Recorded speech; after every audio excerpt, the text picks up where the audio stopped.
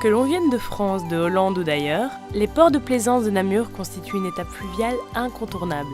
Le port Henri Alais se trouve au pied de la citadelle, tandis que le port d'Amay, situé en bordure du parc, de la plage et du château d'Amay, offre de nombreuses possibilités d'activités.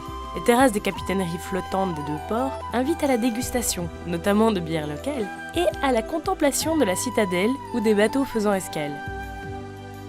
Mais surgit alors un rêve, naviguer au gré des flots, découvrir d'autres rivages et faire escale en d'autres lieux. Ce rêve peut devenir réalité sur la Meuse et la Sambre. Vous aussi pouvez être capitaine d'un jour sur un catamosan.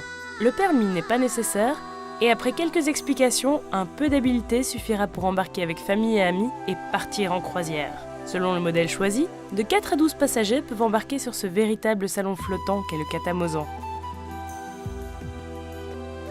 Durant 2 heures, vous naviguerez en Haute-Meuse sans passer d'écluse.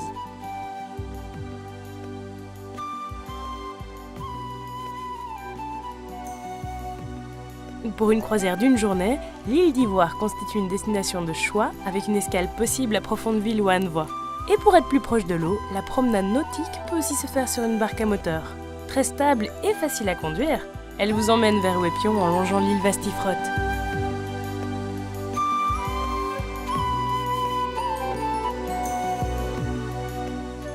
Alors rendez-vous au port de la plage d'Amay pour être capitaine d'un jour.